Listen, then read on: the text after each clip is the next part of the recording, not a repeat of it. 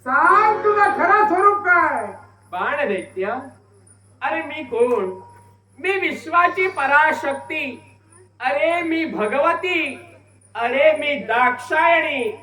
दक्ष प्रजापतीच्या उदरी कन्यारूपाने जन्म घेतला. दाक्षायणी संधीला पात्र ठरले. दाक्षायणीचा विवाह झाला तो शिवशंभू भोलेनाथ यांच्याशी झाला. एके दिनी दक्ष प्रजापती यांनी पुत्रे कामेशी यज्ञाला प्रारंभ केला. त्या यज्ञात निमंत्रण नसताना सुद्धा दाक्षायणीचं जाणं झालं. म्हणूनच क्रोधाने क्रोधायमान झालेले दक्ष प्रजापती यांनी शिवशंभू भोलेनाथाची निर्भत्सना केली. ती निर्भत्सना दाक्षायणीला सहन झाली नाही. म्हणूनच स्वतःच्या योगाग्नीच्या योगे करून त्या दाक्षायणीनं स्वतःचं शरीर जाळून घेतलं. ते जळत असलेलं शरीर शिवशंभू भोलेनाथाने आपल्या हस्तावर धारण केलं आणि संपूर्ण ब्रह्मांडात ते फिरू लागले. मायेनं माया अतीत झाले. त्यांना मायेतून बाहेर काढण्यासाठी प्रत्यक्ष महाविष्णू यांनी स्वतःच्या हस्ती असलेलं सुदर्शन चक्र त्या दाक्षायणीच्या शरीरावर सोडण्याचं कर्तव्य केलं आणि त्या दाक्षायणीच्या शरीराचे 52 तुकडे झाले. ते 52 तुकडे या भूतलावर ज्या ज्या ठिकाणी पडले त्या त्या ठिकाणी 52 शक्तिपीठ निर्माण झाली. त्याचप्रमाणे दक्षिण दिशेला असलेल्या 3 समुद्राच्या संगमावर त्या दाक्षायणीचा स्कंद आणि पाठीमागचा भाग पडल्या कारणानं त्यातूनच जन्माला आली ती ही देवी पुण्याक्षी. पुण्याक्षी पुण्याक्षी. अरे शिवशंभू भोलेनाथांचं आणि माझं लग्न ठरलं. ऐन लग्नाच्या वेळी भोलेनाथांचं वराड माघारी फिरलं. ही सुद्धा एक शिवलीलाच होती. कारण असं जर भोलेनाथांनी केलं नसतं तर त्यांनी तुला दिलेला वरदान सत्य झालं नसतं. अरे एका कुमारिकेच्या हातून तुला मरण होतं.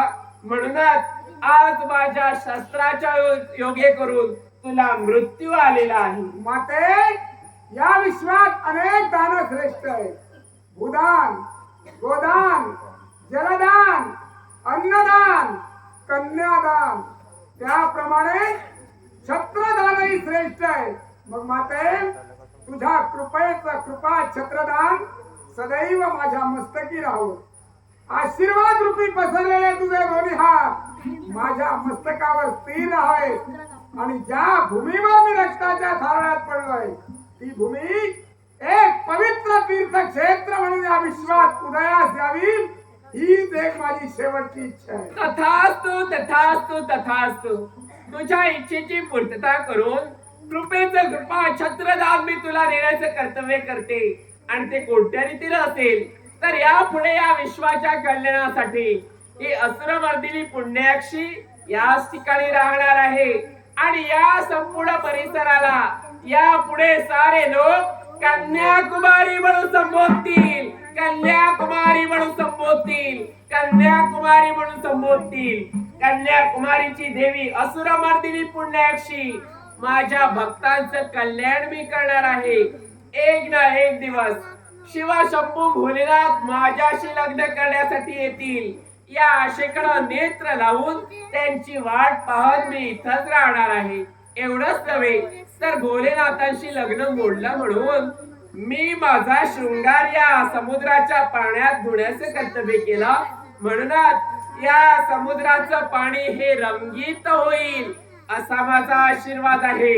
एवढंच नाही, जे काही भोजन लक्ष्मी देवीने बनवलं होतं ते भोजन रागाच्या भरात या समुद्रात लोटण्याचं कर्तव्य केलं. म्हणूनच या समुद्राच्या किनाऱ्यावर जी वाळू लागेल, जे दगड लागतील ते रंगीत असतील आणि स्फटिकाप्रमाणे चमकणारे असतील असा माझा आशीर्वाद आहे. ज्या कुणी कुमारिका स्त्रिया मला मनभावे बजण्याचं कर्तव्य करतील, मला साकडं घालतील, मला नवस करतील, त्या कुमारिका स्त्रियांना इच्छित वराची प्राप्ती करून देईल आणि त्यांचं लग्न निर्विघ्न पार पडेल असा माझा आशीर्वाद आहे. या समुद्राच्या तटावर जे कोणी मत्स्य व्यवसाय करी आहेत ते माझेच भक्त आहेत. समुद्रात जाते समय